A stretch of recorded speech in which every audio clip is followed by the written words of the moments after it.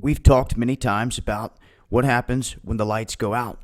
What happens when that day actually does come. And I say all the time, it's best to have a plan. Now, we've talked about different survival tactics, and we will continue to talk about survival tactics. But I think one of the most important things to do here, if anyone can out there, is put yourself in a situation, maybe on a weekend, sometime when you can find the time to make this happen. Actually practice the scenario of being in a lights out, grid down type of situation. Practicing this can only help you in surviving down the road and to educate you and those around you. People are going to find out the hard way when it hits the fan that there's a lot of things that they thought that they were going to be able to do that they're just not going to be able to do. There's going to be a lot of panic, and you don't want to be caught in a situation like that. Now, some of you may remember the big blackout that hit the East Coast a while back. And here recently, Delta had a huge blackout that they try to say was a power outage. Although the Georgia Electric Company stepped up and said, no, this is squarely Delta's fault.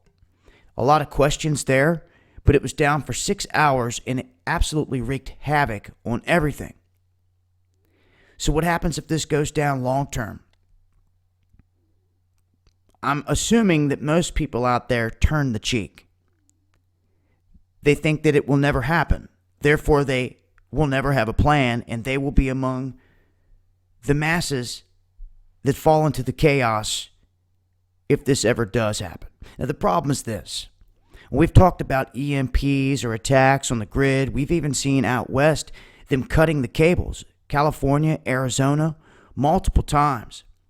Even plotted attacks on the power grid. That took place in California too. They were sniping at a facility. Very weird stuff and stuff happening in Texas. But what most people don't realize is that our power grid structure here in this country is broke down into three elements. You have the eastern interconnection, which you can see here, which serves a bulk of the country. Then the western interconnection. And then you have Texas. What's very interesting, I want you to all remember this. If you've ever wondered why Texas gets a grid of its own, well, according to the Texas Tribune, they have their own grid to avoid dealing with the feds. Now, that's true survivalist savvy in theory. That's right. Texas has all of its own stuff set up to not deal with the feds. And you wonder why we see all these staged events and things targeting and attacking Texas at this point. This is how it works, though. You see, if the western interconnection was to fall out,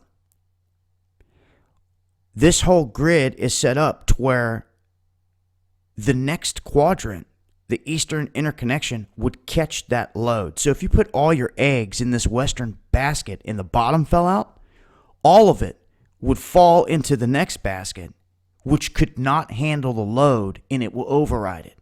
It will all collapse down, and Texas pulls a little bit off of each of those two. But what would truly happen in a situation like that? If everything started to collapse, the only thing that I'm seeing here is that Texas potentially could be the only one still going with the lights on. Unless they were attacked independently from inside. Or if it all started there. If you take out that little independent section there first, it will affect the other ones, and it could be all that's needed to try to throw things off balance at some point. And it's really a situation no one wants to talk about, no one wants to face. But the reality is this. The United States has more blackouts than any other civilized country on the planet.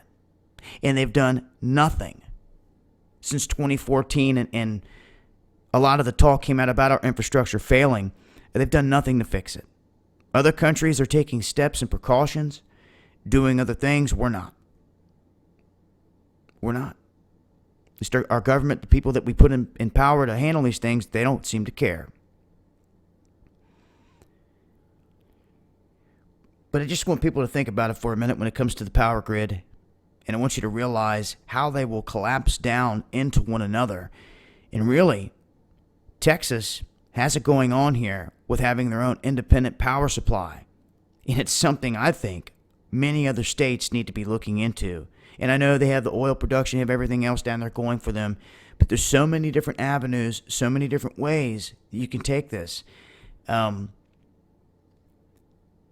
Just to have one system that could power your house off the elements would be huge. And we talked about that before too. In them trying to come down and say you can't catch your own water, you can't do this, you can't have a wood-burning stove, and in these other places, they're stripping away your freedoms and wanting you to depend on them. When everyone depends on them, they could pull the carpet out from everyone at one point and lead to chaos. And see, in a situation like that, that's when the government becomes, in their eyes, the good guy. When they can send in troops and martial law, because they will be seen as, oh, there's the guys with foods, blankets. Take us to a warm shower that may be your last. They've been prepping for an in-game scenario in this country for the longest time, so when it happens, don't think for a minute that they're not prepared for it. Because they are.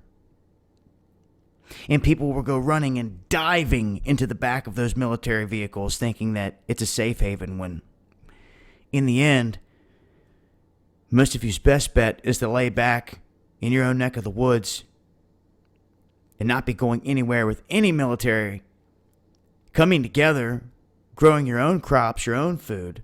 And like I said, you're better off getting out there and testing yourself right now.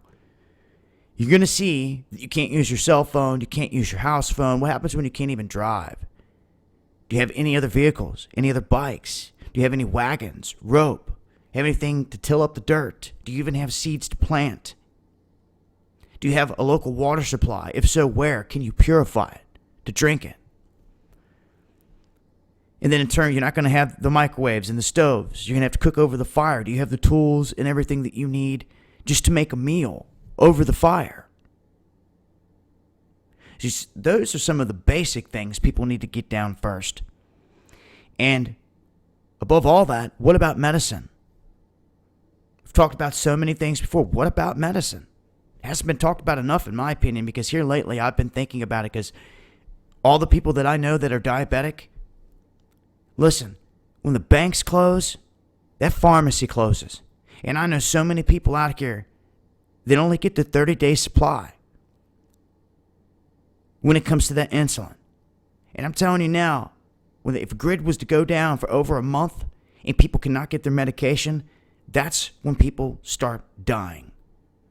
Friends and family that we all know, because they can't get the simple stuff that they need. And this is why I say you need to stock up. You need to have a plan.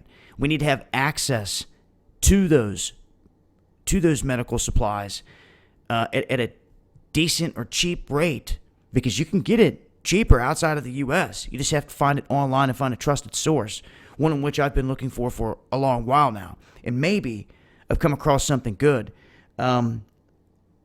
If we can work something out to where people out there can have an avenue to get arthritis medicine, heart medicine, and everything else for cheap and legally through a licensed pharmacist, then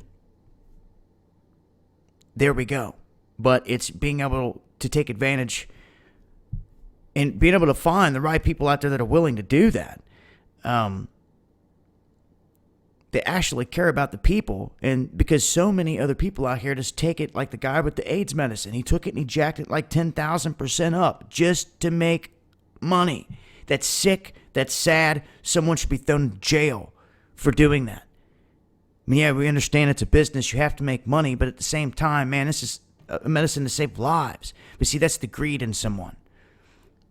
You know, that medicine should be made cheap to where anyone that needs it can get their hands on it. But that's not the world we live in.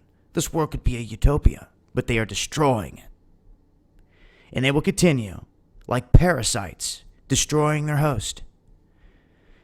until somebody steps up to make the change. And see, I also talked about Underground World News here the other night.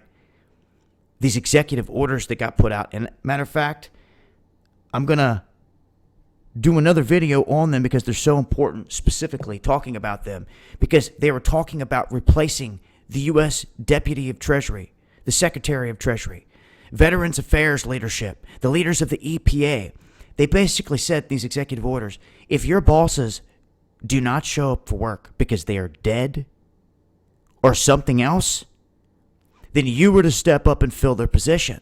And they did this through multiple branches, and it's very eerie. Why would they be sending out by executive order commands, ordering people to step up and fill the shoes of the top dogs in each of these branches if they're dead or missing all of a sudden? Huge, huge red flags. You can find that on whitehouse.gov. It's real. Something's going on. And they're preparing for it right in the wide open if you know where to look and you're paying attention. They release a lot of these executive orders quietly while no one is paying attention, and the mainstream media will never talk about this stuff. But in the end, all I can stress is have a plan, guys. Seriously, get out there, put yourself in a test-type environment. Test yourself. Just do it. May learn something, maybe to teach somebody something else, and you may get to open the eyes of others, really see where you sit in a crisis situation, see how unprepared you really are. Because I don't want to see people get swept away in the madness, man. We've been out here trying to wake up people for too long, man. It's time to have a plan, guys. Serious. Get with it. It's been Dabu 7.